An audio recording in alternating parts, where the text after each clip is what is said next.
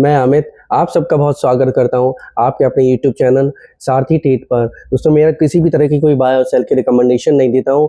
मैं एक एजुकेशन के पर्पज़ से आपको ये सब चीज़ें बताता हूं। तो मेरी ये जो वीडियो होती है वो सिर्फ एक एजुकेशन के पर्पज़ से है।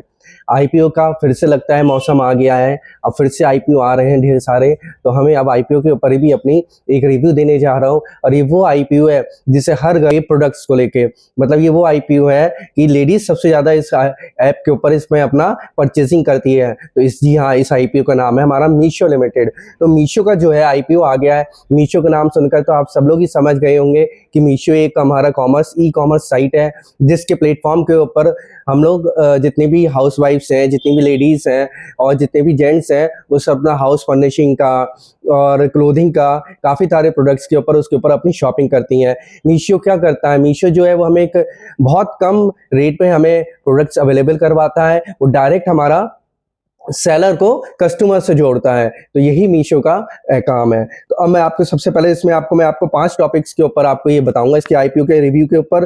तो सबसे पहला हमारा टॉपिक जो होगा वो आईपीओ डिटेल्स है। दूसरा टॉपिक हमारा होगा कंपनी का प्रोफाइल। इसमें मैं आपको बताऊंगा कंपनी प्रोफाइल में कि कंपनी का क्या वर्किंग है क्या नहीं है। तीसरा टॉपिक हमारा होगा कंपनी की फाइनेंशियल हेल्थ, कि कंपनी की जो फाइनेंशियल हेल्थ है वो कैसी है, वो अच्छी है फाइनेंशियल हेल्थ या उसकी नेगेटिव में चल रही है। तो चौथा हमारा जो टॉपिक होगा वो कंपनी का फ्यूचर प्लान के ऊपर होगा कि कंपनी के क्या फ्यूचर प्लान्स हैं, किस तरीके से उसका एडवर्टाइजमेंट होता है। और जो लास्ट टॉपिक हमारा होगा वो होगा कंपनी का जीएमपी। जीएमपी जो है वो हमें बहुत जरूरी देखना चाहिए। और जीएमपी के बारे में मैं आपको पहले भी बता चुका हूँ कि जीएमपी क्या होता है, ग्रे मार्केट प्राइस।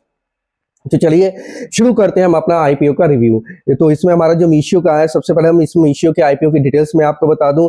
इसका जो ओपन हो रहा है हमारा 3 दिसंबर 2025 से लेके 5 दिसंबर 2025 को हमारा क्लोज हो जाएगा। इसका जो प्राइस बैंड है वो 105 से लेके 111 का प्राइस बैंड है।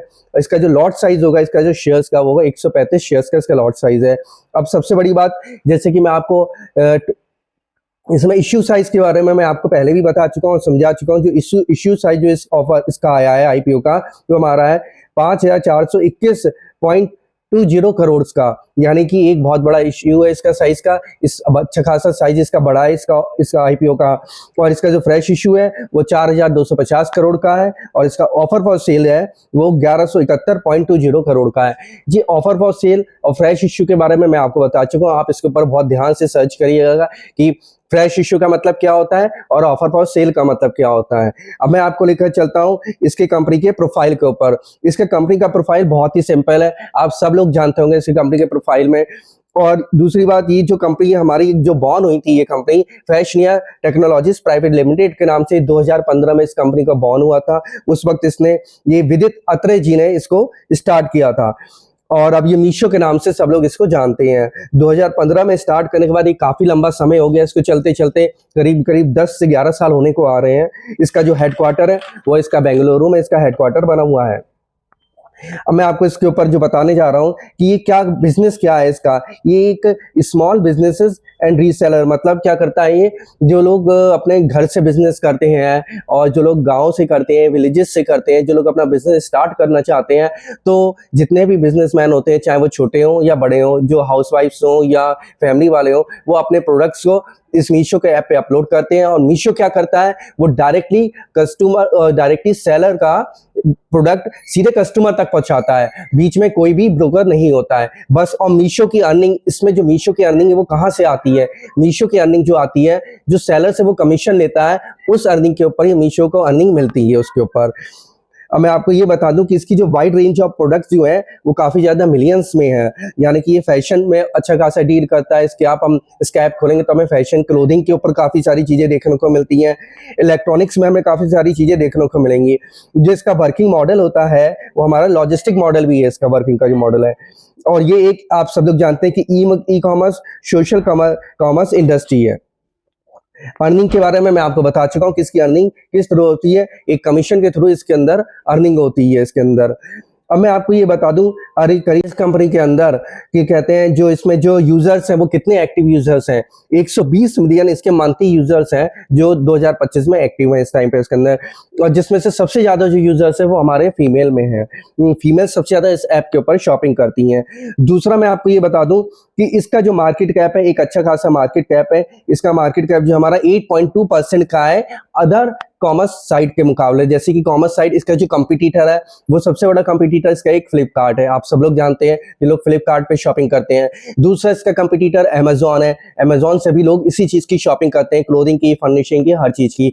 फिर इसका जो कॉम्पिटिटर आता है वो नायका भी है। तो ऐसे काफ़ी सारे इसके और भी जो प्लेटफॉर्म्स हैं वो इसके कॉम्पिटिटर्स में ही आते हैं। इसका जो परसेंटेज मार्केट कैप निकल के आ रहा है वो हमारा कैप्चर्ड का 8.2% का निकल के आ रहा है। बाकी सब जो बच्चा 100 में से वो सब अदर प्लेटफॉर्म्स का है। उसके बाद मैं अब आपको लेकर चलता हूँ, इसके बारे में मैंने आपको बता दिया, इस कंपनी के प्रोफाइल के बारे में कि कंपनी का क्या वर्किंग है। और हाँ, एक बात और भी बताना चाहूँगा, इसके पास एक तरह से और भी अर्निंग होती होगी, तो इसमें एडवर्टाइजमेंट के थ्रू, जैसे अगर ये अपने प्लेटफॉर्म पर किसी का एडवर्टाइजमेंट भी करता है तो उस एडवर्टाइजमेंट के थ्रू भी इसके पास अर्निंग आती है। और वैसे भी इसको अपनी कंपनी को प्रमोट करने के लिए कोई एडवर्टाइजमेंट की इतनी खास जरूरत नहीं पड़ती है, क्योंकि इसने अपना एडवर्टाइजमेंट इतना ज़्यादा कर दिया है स्टार्टअप से। ये एक ऐसा स्टार्टअप है कि माउथ टू माउथ इसका एडवर्टाइजमेंट वैसे ही होता है। मीशो वर्ड्स नाम से इसका एडवर्टाइजमेंट होता है। कोई भी आदमी कहता है हमने कहाँ से मंगाया, मीशो से मंगाया, क्योंकि एक ऐसा प्लेटफॉर्म है जो हमें कम रेट पे हम शॉपिंग इस पे कर लेते हैं। अब मैं आपको इसके ऊपर लेके चलता हूँ, इसकी कंपनी की फाइनेंशियल हेल्थ के ऊपर। इसके ऊपर हमें थोड़ा गौर करने की जरूरत है। देखिए, कंपनी 2015 से लेके 2025 तक सही चल रही है, मतलब सही चल रही है। अब इसका जो फाइनेंशियल हेल्थ जो है वही इसकी सबसे ज्यादा हमें थोड़ा ध्यान रखने की जरूरत है इसके ऊपर। लेकिन एक बात और मैं आपको सब ये भी बता दूं, आगे बढ़ने से पहले मैं आपको ये जरूर बताऊंगा कि आपको ये अप्लाई करना है या नहीं करना है। लेकिन उसके लिए आप मेरी वीडियो को पूरा एंड तक देखिएगा। इसकी कंपनी की फाइनेंशियल हेल्थ पे आप बहुत ध्यान से सुनिएगा जो मैं बताने जा रहा हूँ।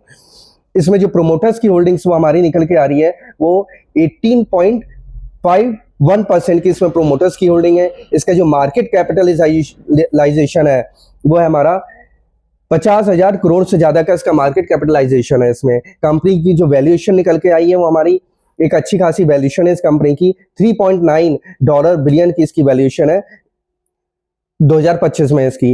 अब इसको जो फंडिंग्स करते हैं, जैसे कि मैंने आपको बताया था कि कोई भी स्टार्टअप होता है, जैसे भी कितने सारे स्टार्टअप के हमारे आईपीओ निकल के गए, हमारा लेंसकार्ट का आईपीओ निकल के गया, और उसका और भी आईपीओ हमारे निकल के गए, ग्रो का आईपीओ निकल के गया। जितने भी आईपीओस हैं ये सारे एक स्टार्टअप है जिन्हें 5-10 साल हो गए। ये लोग अपने स्टार्टअप में अपने ब्रांड को इतना हाईलाइट कर देते हैं कि बच्चे बच्चे की जुबान पर इनका नाम रट जाता है, इनके प्रोडक्ट का नाम, इनके ब्रांड का नाम। तो इनको जो फंडिंग करने वाले होते हैं, इसकी फंडिंग के बारे में बता दूं कि इसकी किसने किसने फंडिंग कर रखी है। तो इसके अंदर जो इन्वेस्टर्स हैं वो टाइगर ग्लोबल मैनेजमेंट, एक इन्वेस्टर ये है। दूसरा इन्वेस्टर इसका फेसबुक भी है, इसके अंदर पीक एक्स यू पार्टनर्स भी इसके अंदर इन्वेस्टर है। फेसबुक ने भी इनकी कंपनी के अंदर इन्वेस्ट कर रखा है। अब मैं आपको ये लेकर चलता हूँ, इस कंपनी के 2025 में कितने ज्यादा इसके यूजर्स हैं। इसके 2025 में अगर मैं देख रहा हूं तो 234 मिलियन एनुअली ट्रांजैक्टिंग यूजर्स हैं इसके अंदर 2025 सितंबर तक के लिए। और रिसेंटली इसके जो एक्टिव यूजर्स है वो 200 मिलियन के एक्टिव यूजर्स हैं इसके अंदर। तो मीशो जो हमारी 6 फंडिंग राउंड्स इसके कंप्लीट हो चुके हैं, यानी कि इसकी जो फंडिंग के राउंड्स होते हैं इसके अंदर, इनको कौन कब फंडिंग मिलती है तो सारे राउंड्स भी इसके कंप्लीट हो चुके हैं। अब इन्हें पैसों की जरूरत है और ज्यादा, ताकि अपने बिजनेस को ये आगे ग्रोथ कर चुके हैं, इसलिए ये अब अपना आईपीओ लेकर आ रहे हैं। तो अब आईपीओ लेके आ रहे हैं, मैंने आपको ये बता चुका हूं कि जो फ्रेश इश्यू होता है जितना भी, वो सारा पैसा कंपनी की ग्रोथ में लगता है जाके, और जो भी ऑफर फॉर सेल का पैसा होता है वो कंपनी अपने पास ही रखता है। जो प्रोमोटर्स होता है इसका वो अपने पास रखता है। अब वो चाहे उस पैसे का किसी भी तरह से उसका यूज कर सके। तो इसको अराउंड $1 बिलियन का इसका जो मीशो का हमारा इसका जो फंडिंग का है वो कंप्लीट हो चुका है। अब मैं आपको इसके लेकर चलता हूं इसके प्रॉफिट के ऊपर। इसके प्रॉफिट के ऊपर आप लोग ध्यान दीजिएगा, लेकिन प्रॉफिट से पहले मैं आपको ये बता दूं, ये एक डेट फ्री कंपनी है, इसके ऊपर कोई बोरोइंग्स नहीं है। इसमें जो प्रॉफिट इसका जो निकल के आ रहा है, अगर मैं देख रहा हूँ इसका 2023 में मार्च में इसका प्रॉफिट माइनस में ही था, यानी कि लॉस मेकिंग कंपनी चल रही है ये हमारी 2015 से अब तक।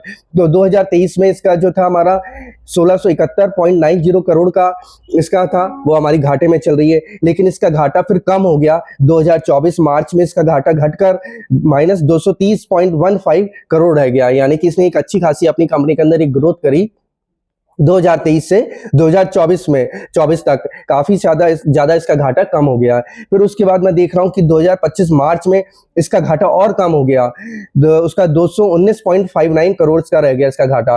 लेकिन कंपनी अभी भी लॉस मेकिंग चल रही है, लेकिन लॉस मेकिंग के साथ इस कंपनी ने इतना अच्छा डेवलप कर रही है, अपनी कंपनी में अच्छी वर्किंग भी कर रही है, तभी इसका घाटा हर साल कम होता चला जा रहा है। अब 2025 सितंबर रिसेंटली की मैं आपको बात बता दूं तो इसका घाटा जो है 551.87 करोड़ का रह गया इसका।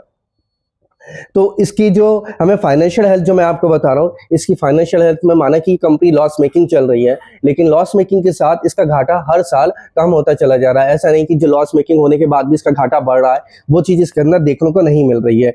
तो मैंने अब आपको इसकी कंपनी की फाइनेंशियल हेल्थ के बारे में बता दिया है। अब कंपनी का फ्यूचर प्लान के बारे में मैं आपको बता दूं। इसका जो फ्यूचर प्लान है, ये अपना जितना भी पैसा इसका ऑफर फॉर सेल का आएगा, कंपनी का जो फ्यूचर प्लान है वो मैं आपको पहले भी बता चुका हूं कि अपना जितना भी पैसा ये आगे अपनी ग्रोथ में लगाएंगे। और दूसरी बात, अब मैं आपको सबसे ज़्यादा इसकी एक अहम बात और बता दूं, इसके जीएमपी के ऊपर इसका जो ग्रे मार्केट प्राइस है, वो अगर हम देखें तो 27/11/2025 से और आज की डेट जो है हमारी, उस तक बढ़ता हुआ ही चला आ रहा है। आज की डेट में हमारा इसका जो जीएमपी एक अच्छी खासे रेट पे चल रहा है, 46.75 पे चल रहा है। तो ये जीएमपी एक अच्छा खासा रेट होता है जिस पे इसका जीएमपी ट्रेड कर रहा है। जीएमपी का मतलब भी मैं आपको पहले समझा चुका हूँ कि अपने इनके शेयर्स आने से पहले जो एक मार्केट होती है, मार्केट के अंदर ये जीएमपी शेयर हम जो ट्रेड कर रहा है वो 46.75 पे कर रहा है। तो दोस्तों, अब मैंने आपसे ये कहा था कि आपको ये अप्लाई करना है या नहीं करना। देखिए, मैंने कंपनी का पूरा रिव्यू आपको दे दिया है। इस कंपनी के अंदर ग्रोथ भी हो रही है, लेकिन फिर भी कंपनी घाटे में चल रही है। तो अब आपको इतना खुद से डिसाइड करना है सारी चीज़ों के बारे में रिव्यू करके। आप वीडियो को एक बार नहीं 2 बार सुनिए कि अगर आपको रिस्क झेलने की आपके अंदर क्षमता है तो आप इसके अंदर अप्लाई कर सकते हैं, और अगर आपके अंदर बिल्कुल भी रिस्क झेलने की क्षमता नहीं है तो आप इसको अवॉइड कर सकते हैं। तो आप बस मेरे रिव्यू के ऊपर ध्यान दीजिएगा कि जो रिव्यू मैंने आपको बताया है अप्लाई करने के लिए या नहीं करने के लिए, उस रिव्यू को अच्छे से सुनिएगा और तभी आप लोग इसके अंदर अप्लाई करिएगा। मिलता हूं मैं आपको किसी अपने नए आईपीओ के साथ। जो भी नया आईपीओ होगा मैं आपको इसका रिव्यू बराबर देता रहूंगा। मिलता हूं अपने नए आईपीओ के साथ, तब तक के लिए नमस्कार।